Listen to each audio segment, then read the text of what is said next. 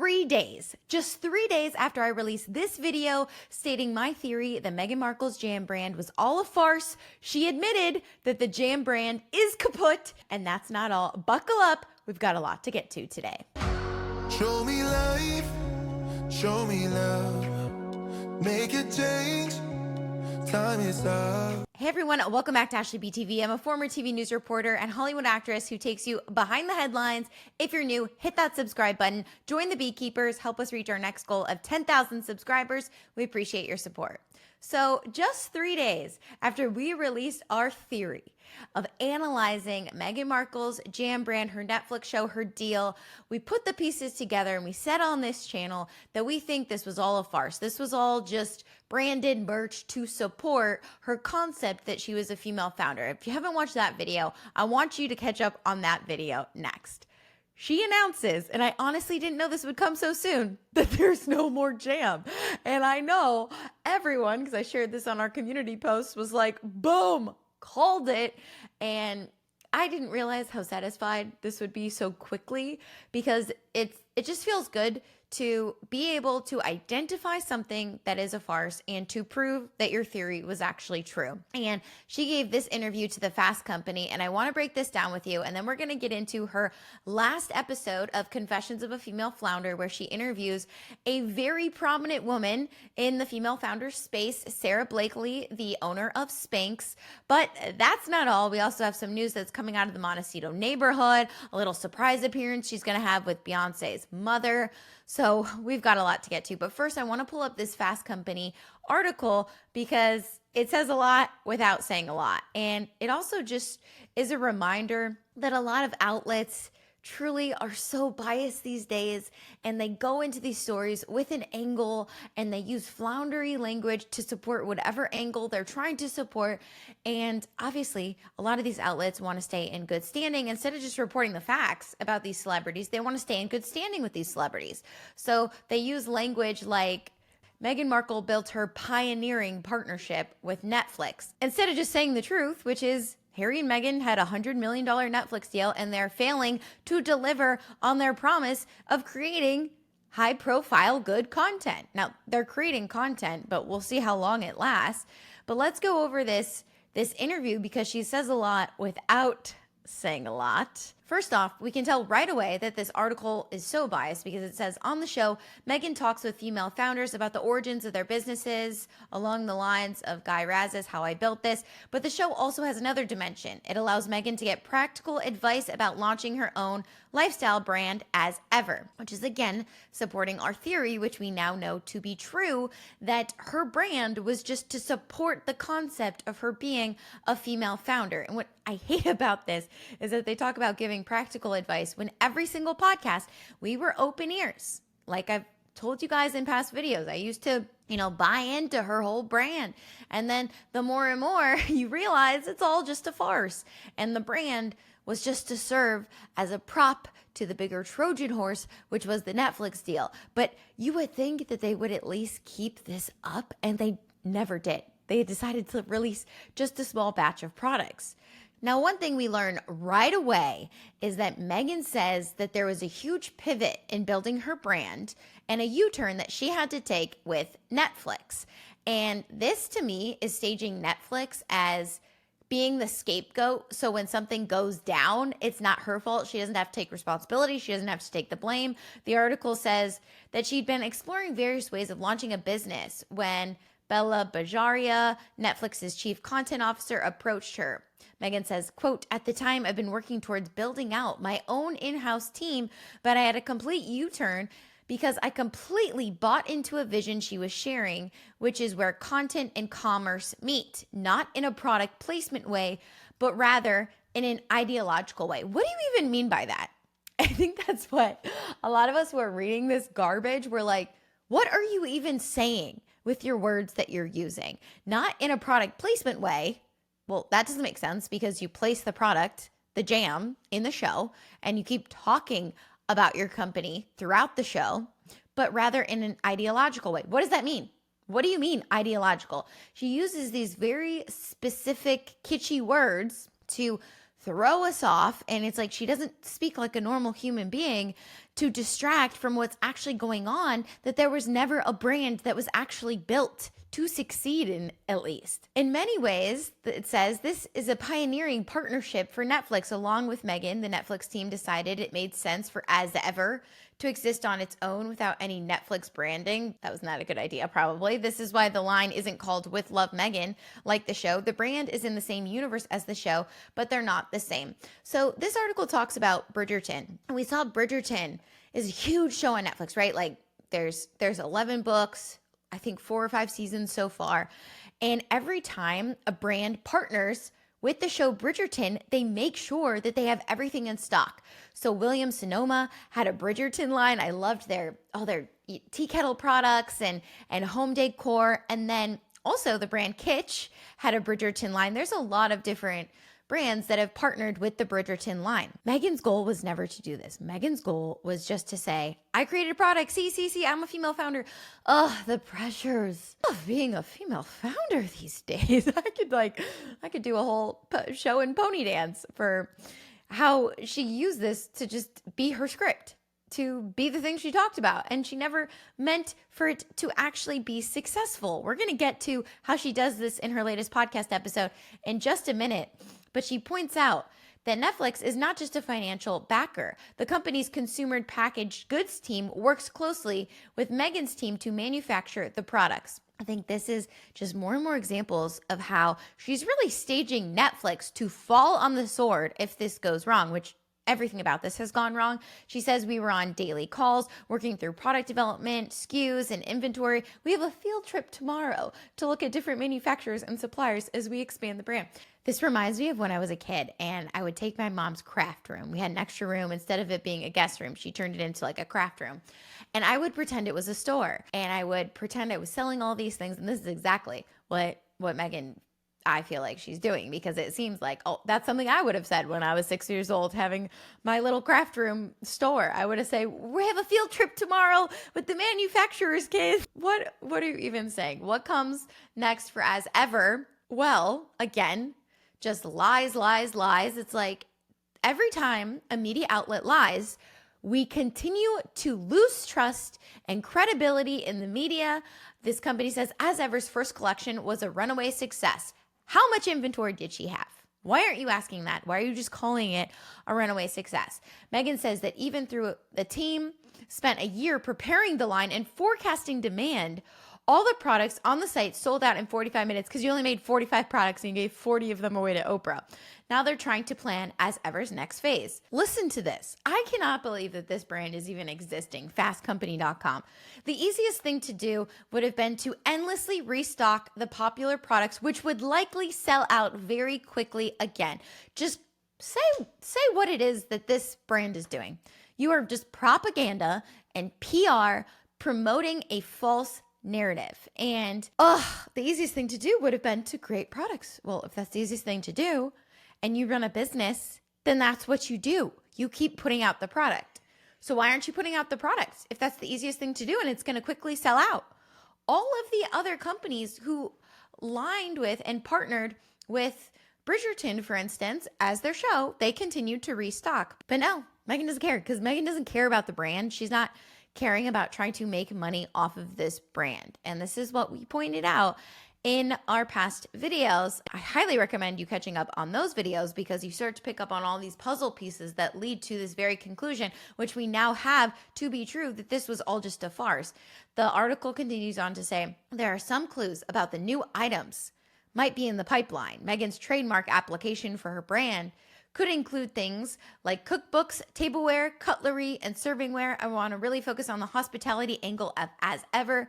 But as we take on the learnings, we can understand what the customer needs are seasonally. I don't know about you, but I'm not someone who has like different products in my kitchen every season. Like, I really try to make use of what we have. In fact, I got like summer dishware for our tea parties, and my husband's like, why'd you get this? We're only going to use this for the summertime. Like, see, I did wrong. Now, I could see like a Christmas line or something like that, but this is all just a lie. About a podcast episode ago, she called her jam her hero product. And this is like the main product. And she was talking to Sara Blakely in this upcoming episode of how, she was just all up in arms about the little doilies that she wanted to go on top and it would serve as a custard. And I just kept going back and forth about these doilies. It's like, this is all a lie because you never meant to have this product and you only have this product for like a minute and then it came and left. If you guys also want me to take you through how to make your own jam, my sister-in-law made some gorgeous jam and I'm like, we should do that on our show because we like pull in the curtain to everything. There are now a lot of models for celebrity success. And Meghan says, but for now, she believes it makes sense to build a brand around a single idea. False, lies, false, lies. My heart is very deeply in my home. Everything comes from being rooted in the love story of our home and garden. And then you can imagine different verticals coming out of that. Every podcast episode, she interviews a different billionaire essentially. And you can tell she really, really wants to be a billionaire. Like she's positioning herself to be a billionaire. But I don't think she actually cares about building a real company because if you did, you would say, let's build a product I'm very invested in. Let's not blame this on anyone else. Let's not say, oh my God, Netflix just did a U-turn on me. Why are you saying these things if not to put down your partnership with Netflix and have them take all the blame? Well, you know what? They're also going to take all the success then if it ends up somehow being successful. I know a lot of people were buying her products just to try them, but you are not the next Martha Stewart. Martha Stewart actually cared, say what you will. I know all of you guys have different opinions on Martha Stewart, but she's someone who really stuck her stake in the ground of being in that influencer space before the influencer times of homemaker. And she was dedicated to it. She ran a whole catering business and party business, I think for about 7 years. You could watch the Netflix documentary on her before she launched her business. And that's a telltale sign that she's very passionate about the products. Meghan just cares about talking about the products. And she's someone who they said, her next launch for her brand isn't going to come out till next year. And you could tell she's someone who just likes hyping you up for absolutely nothing. She likes talking about doing it more than actually doing it. And I think everyone has just written this fraudulent royal off along with her neighbors. We're going to get into that in just a second. But I want to turn now to our latest podcast episode because I listened to it for you guys. I really didn't want to, but I was in the Alice Beach area this year. Where you're probably thinking, why does this matter? But I saw Sara Blakely's home, which is insane, like absolutely insane, probably Meghan's dream home. And we're talking about how she built Spanx. So I hear she's going to be on this last podcast episode, apparently the last one. I'm excited. I'm like, wow, this woman had $5,000 that she had saved up. She'd been working in sales for 7 years. I don't even know if I learned any of this from Meghan's podcast because I listened to a lot of other interviews to give me some backstory because, again, Meghan does not position these women on the platform that they deserve to be positioned on to speak about practical things like they claimed in that Fast Company article. No, the podcast interview focused on Meghan leaning into, well, are you superstitious?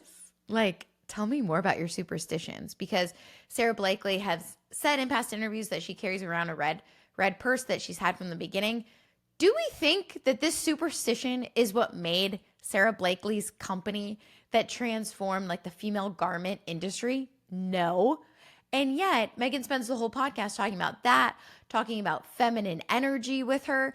And Sara is definitely like leaning into this type of interview that Meghan is conducting. And I have a feeling that the women went into these interviews being told, don't really talk about the logistics of running a company. No one wants to hear that. You've already done it. Talk about more like big thematic, feminine, empowering things, because that's what all of the women have been doing. So you're not getting any of the nitty gritty details that would actually help women run companies. Let's be very clear. These women do not need Meghan Markle to promote them. Meghan Markle needs them to legitimize her. Sara is an actual entrepreneur. Meghan Markle is a wannabe female founder, a part-time podcaster, and a Shop My Page affiliate link influencer. The few things we learned by reading between the lines of this podcast episode is that Meghan says a lot of women, it's hard to get away from this scarcity mindset.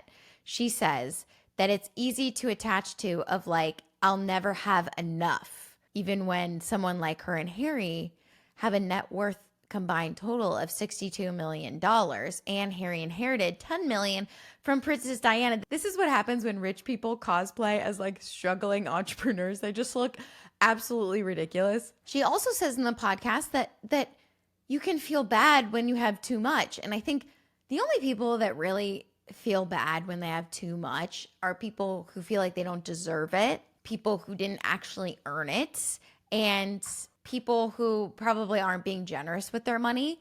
If you're someone who works really hard for your money, now you might have come from a place with a scarcity mindset. I know my mom definitely had scarcity mindset tendencies growing up because she and my father, they grew up poor. They grew up, he grew up in an immigrant family from Italy, and my mom grew up where she had to support her family by the time she was 18 years old or 16 or 15. I can't remember the exact age, but you can come from an upbringing that definitely has a scarcity mindset. And as you are building up your arsenal and building up your products, you're going to start owning the fact that, wow, I earned this. And you're not going to feel bad about what you earned, because if you are really earning it, then you feel like, no, I deserve this because I built it.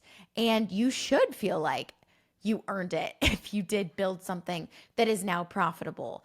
If you're still feeling that way, then just be more generous with your money. Like it's very simple. But if you feel like I've been given a chunk of money and I didn't really deserve it, that's when you're going to feel bad for having all of that money. And that's exactly what we're seeing Meghan kind of like use her podcast for us to be her therapist. She says in the podcast, if I had to write a resume, I wouldn't know what to call myself. But she adds, I feel like we're all playing musical notes, but they're all part of the same song. And it's like, what are you saying? What are you saying? Why are these people continuing to get these huge deals? Spotify is like the top company for podcasting. How did they lose that deal? And why didn't the company who took them on afterwards learn from their Spotify deal when the Spotify executive said, these people do not do anything. They are grifters. They are off of that royal title, which we know will be stripped from them. The UK, all my friends in the UK who are watching my videos right now, you all tell me, stop calling them royals. I apologize when I do, because they still technically have their titles. So now we say fraudulent royals, and we do not support them. They're just trying to piggyback off of the royal family. We saw that on her actual products. On the box, it said this was inspired by my time in the UK having shortbread cookies and tea. And it's like, Meghan, you said your time in the UK was awful, that you were in the trenches, that you want nothing to do with the most famous family on the planet who has the most access to make a difference in this world. Yet you want to build a product that you don't even care about, that you're not even going to stock up. It is just diabolical. And if we go to As Ever's Instagram, you see that they are living in the year of 2014 or 2015, when all those blogs were blowing up and influencers had to have a very perfectly curated image. On this post, they write, pure joy in every petal. And it's like someone has kept them a decade behind what people actually want. And everyone says, why don't they have a PR team around them that are giving them advice, that are helping them live more in the reality of 2025 with real people problems, with more unfiltered Instagram, with more actual behind the scenes, with more grounded, down to earth energy, and using language that normal people use instead of saying, imagine the verticals that we can build from our hero product that we don't even have. No, instead, they post very perfectly curated images like this. One outlet pointed out that these shoes are $900 little sandals. I don't care if you wear $900 sandals, but let's not pretend that you're in a scarcity mindset and that you feel like you don't have enough unless you're building a brand that's built on nothing. Like, you're not going to worry about your house falling apart if it's built on a solid foundation. Ooh, that's a good analogy, isn't it? If something is built on a solid foundation, you will not worry day in and day out of it collapsing. Because if one thing goes wrong, that's okay because the whole thing was built on a solid foundation. Take even making videos in this space. When one of our videos doesn't do as well as previous ones, I'm like, darn it, why didn't this do as well? Let's analyze, let's assess. I'm not going to take a year off to make videos though. I'm not just going to completely stop. I'm not going to completely stop and pivot. Once you find your thing, it is so empowering. Once I realized I loved making travel videos, and we're still going to bring back in some travel videos. I think like every fourth video or something, I'm going to take you behind the scenes, and it's still going to be like a behind the headlines type of video, but it's going to be a vertical, we call them pillars in the content space of our spaces. But once you find like your platform that you're good at, that you have knowledge in, and for me, it's entertainment, Hollywood, like the news industry, taking you behind the headlines, doing investigative research, you stay in your lane. And again, you build pillars from that. Like what are different areas we could take that to, but we don't just give up on our whole brand. All in all, this podcast ended and I was like, oh my God, this Confessions of a Female Flounder, not the actual founders, but the flounder that is pretending to swing among these treacherous waters with these other female founders is over. Thank God. I learned absolutely nothing. Oh, we have another surprise for you. Right when we thought, oh God, okay, it's finally over. I don't have to give reviews and recaps anymore. She announces this just 12 hours ago. Next week, we've got one more very special interview for you. A bonus episode, because when a matriarch calls and when this matriarch calls, oh, you answer. That's why I fight so hard. Now, I tell them every day, you belong anywhere. I mean, since they were little, you belong anywhere you choose to be. Can you guess who it is? This one is so special, y'all. It is Tina Knowles, Beyonce Knowles' mother. Meghan was saying y'all in reference to Beyonce's Cowboy Carter era. And by the way, I love that she just says, when a matriarch calls, like as if Tina was like, Meghan, I have to be on your podcast. No. You know that Meghan's team was calling her down. Again, it's just setting a very false narrative, a very false premise that, she was knocking down our door. No, Tina Knowles does not need Meghan Markle's podcast that has been scrutinized all over the planet. Tina Knowles is very successful in her own right. She had designed a lot of the Destiny's Child costumes. She just wrote a book called Matriarch that came out this April. I need to read it. Are you guys interested in reading that? I do not want to associate Meghan Markle's guests with Meghan Markle, even though obviously there's an association, because again, I think all of them have been used to prop up her brand. So I'm interested to read her book, actually. I mean, we can learn from anyone who has been successful without getting anything handed to them, like Meghan, right? Even if you did have a leg up, if you can just admit that, like, hey, my family came from money, or I was given this privilege and I'm so aware that I was given this privilege. And I think time and time again why people are so annoyed with Meghan and Harry, it's because they never actually admit to that. Less on Harry, because I feel like he's just like never making appearances, except for on the BBC when he claims he's unsafe and then wanders the streets of London. But Meghan for sure never, ever admits her privilege. And I think people are just obviously so done with that, including their Montecito neighbors. H&M's Montecito neighbors are also calling out the perfectly curated image, saying it's slightly less than what you see all over the internet. In fact, that is not who M is at all. And they report this to the Daily Mail. Let's go ahead and take a look at that article. The article says that an elderly neighbor allegedly knocked on their doors in Montecito and they wanted to bring a documentary about the area to their home. He never got past the gate. The unnamed California local historian had apparently wanted the Duchess of Sussex to have a copy after she moved to the area with her royal husband in 2020. Fellow neighbor and local journalist Richard Miniers has claimed that the anecdote reveals how distant Meghan has become in the $14.7 million home she shares with Harry. And put this into perspective. If you're just some like random bum off the streets, like delivering something, of course, they're not going to open their doors.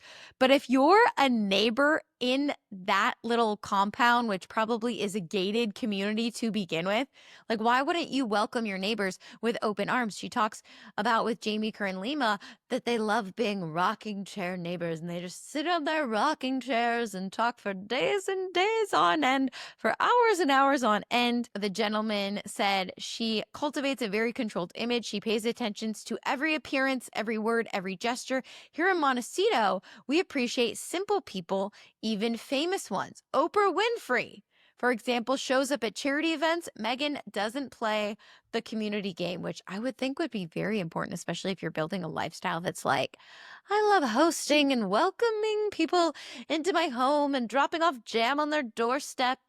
It says, speaking to EC Perez, Mr. Minier, a journalist living in the celebrity-heavy enclave of Santa Barbara, again, this person must be pretty wealthy himself, claims Meghan has, quote, never tried to fit into Montecito. But in contrast, he says Harry is considered much warmer of the two. He's always charming, approachable, with that very recognizable Windsor accent. He smiles, shakes hands, willingly exchanges a few words. Well, that's nice to hear that Harry hasn't completely been overtaken by the female flounder. We've seen him at the beach, in an organic coffee shop, or cycling in the hills. Meanwhile, she's like, I only stay in my palatial mansion. And here are some photos of Prince Harry riding solo on his bike in his spare time, followed by his security team.